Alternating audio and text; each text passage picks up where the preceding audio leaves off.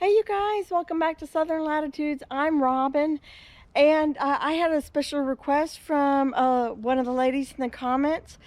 At least I think so. Your picture is really small, but Viro Wiz, right? So anyhow, requested a video on a tomato update. Well, I had already scheduled that I would be doing that today because it's definitely worthy of its own video, and I'm really proud. These tomatoes were started, I believe, January 31st or 30th, somewhere in there. And I sowed a lot of these, probably like hundreds of them really, with my friends. And then I forget what day they were transplanted, sometime in February. And so we were about to have some rain. And so, you know, I always try to get at least this group in the ground. And then a few days later, I started working on row by row. I didn't get them all done like right away, but you know, it's a process when you have hundreds of tomatoes to get them in the ground. So this was the first cattle panel I did. And I started off with big beef tomatoes, F1 tomatoes, and they are looking excellent. As you can see, everything is really high in here. This is over 3 feet, so about 3.5 feet. And blooms everywhere on every one of the different varieties. And we have fruit here. This fruit has been on for a while. This is one of my first ones that came on of the year, 2023 year. And we have more here. We have like a second row. Sorry, get my arm out of there. And more here. And then somewhere in here, oh, that's another one. That's big beef. And then we start swapping over. These tomatoes look a little bit different. There's one. And then as you can see, I got a big cat-faced one where the fused blooms stayed together, and it created one really big sort of almost U-shaped tomato. And then the others, this is the Chef's Choice bicolor tomato. And when this colors up, it'll be yellow with a little bit of orange in there. Oh, it's just a gorgeous tomato. So y'all be sure to subscribe. Yeah, because you want to see that one and all the rest of these. This is a really good variety. I think it's a hybrid, if I remember right. Look at how big these tomatoes are. They're doing really good. So even just getting, sorry, I hit my hat. I'm not used to this big hat. Just getting the varieties in a week earlier than maybe the rest, you can see the size difference in those tomatoes. Now, in these 3 cattle panels here, we have the first 2 are the South Florida.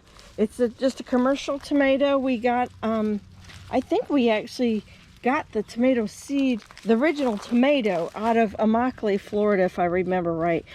I know we got tomatoes in here. Where are they? They're just hiding from me.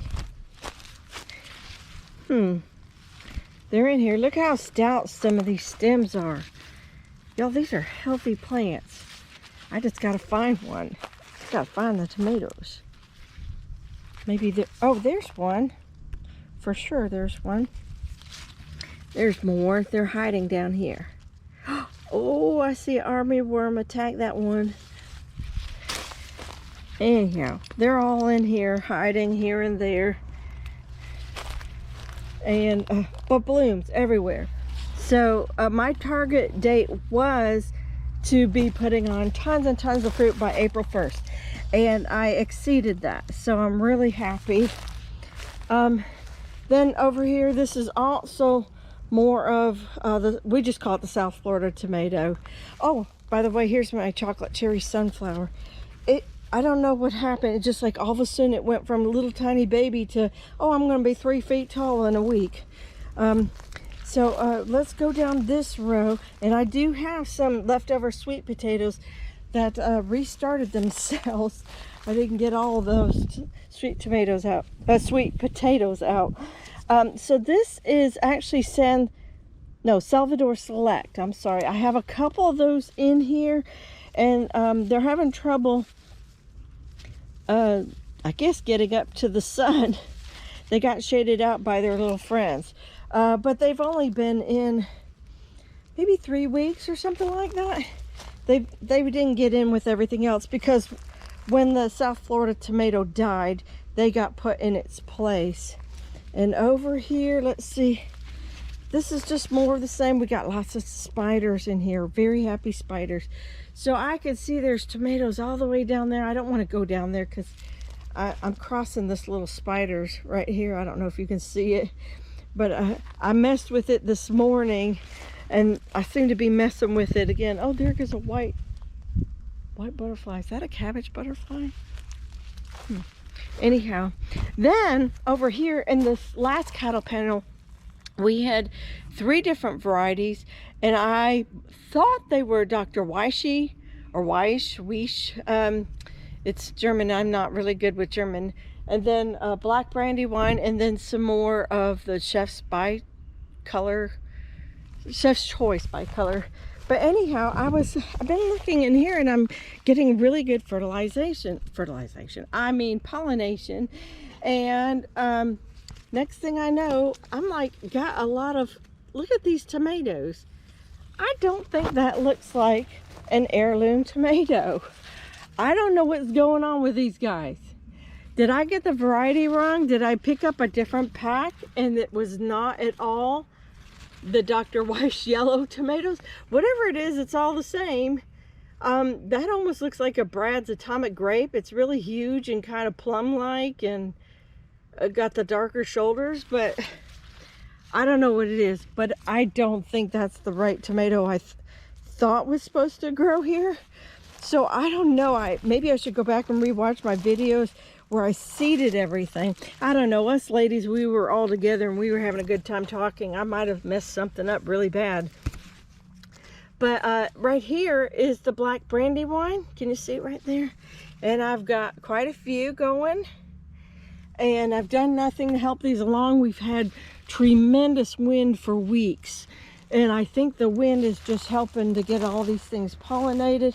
Not that you need a lot of pollination, but you do need your blooms to move a little bit in there, right? And then more of the Chef's Choice bicolor down here. Now, let me take you over to the house. Oh, no, wait, one more thing and then we'll go to the house garden. So I noticed that this is also something not a big beef. This is not even going to be in the big category. So I am wondering, did I accidentally get in, like, you know, sometimes you accidentally drop a seed. So maybe I put in, that's almost like a sweetheart tomato. And when we go over to the house garden, I will show you them. In this, I guess you call it a first or half row right here, I have the Big Tasty Mater, which is another one of our homegrown safe seeds. And so it started a little bit later, so don't judge the size right there, but you know, they're coming along.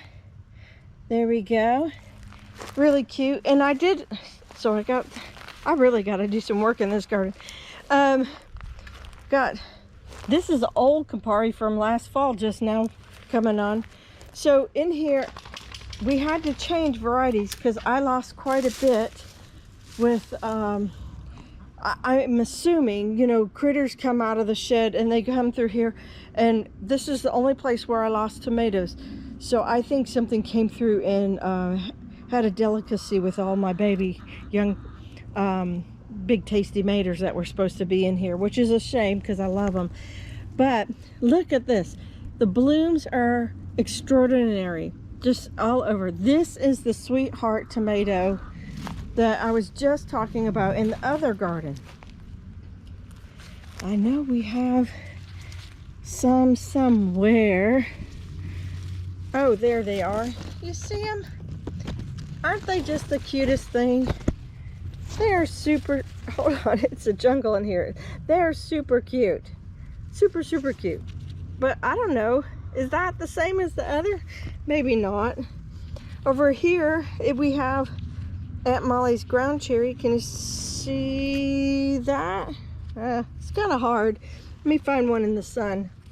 There we go. So there's ground cherries all over, about to dry up and then be popped right in my mouth. I'm super excited about that.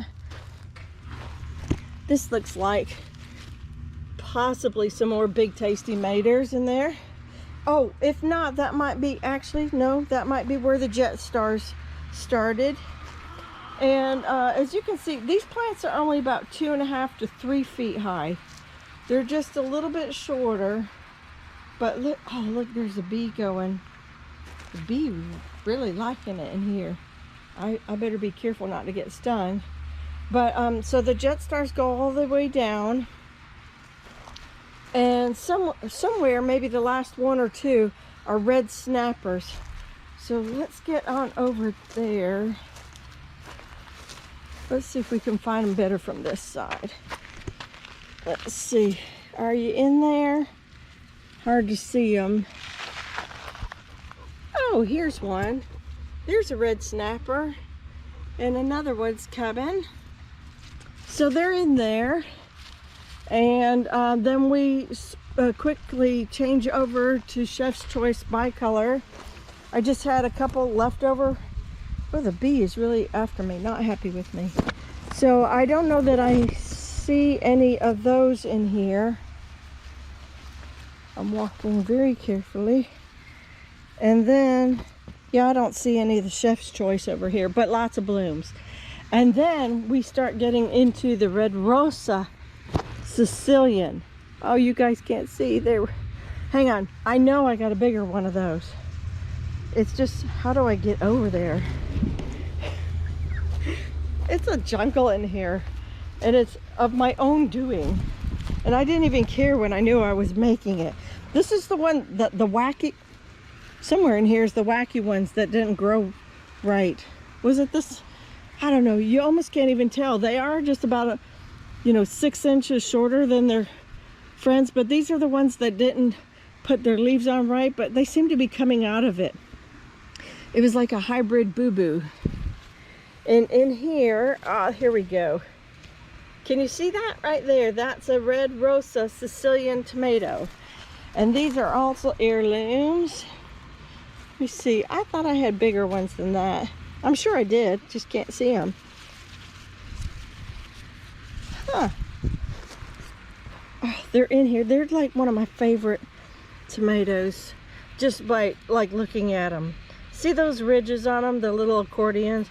So beautiful. Maybe I got one up here. No? Yeah, there's one. There you go. So they're little, but they're coming on. And then out here in the outer row, which is about to be overtaken by the red roses falling over, but I have all sorts of Camparis in here. Now they stayed in the tray longer. They're a little bit shorter, maybe got stunted, but the blooms are looking great on them. And I was hoping as soon as that coop came down that I'd be able to steal those T-posts and put up some more of the Florida weave in here, which is not really working great. The tomatoes are pulling them over. I'm not gonna lie, that's not my favorite way. Not my favorite way to put up tomatoes. And I thought I was pretty honest about that in the original video. But and then I have these little shorties right here, and those are Abu Ruwan. And Abu Ruwan is actually a really good tomato for heat. It was developed out in the Middle East. I'm pretty certain it's an heirloom. So anyhow, it's one of the last ones that die in the summer. So if you just need something to extend your tomato season, Abu Ruwan is a really good one. And I do have cherry tomatoes, but I think we're going to end this video now. You guys know Everglades. So many of you grow your own Everglades.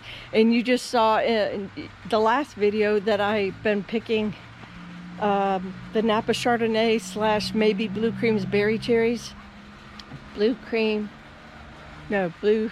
I don't know. That other cherry tomato. But, and those are all great. But anyhow, I thought I would just give you a quick update on this where I don't have to do a lot of editing, because hopefully we're going to be out flying soon. So you guys, Thank you for watching this tomato update. Be sure to give me a thumbs up for all the hard work I did getting them in the ground and growing. And we should have tomato surplus and be tomato rich before you know it. So you guys take care. God bless. Have a great weekend, and I'll see you in the next video. Bye-bye.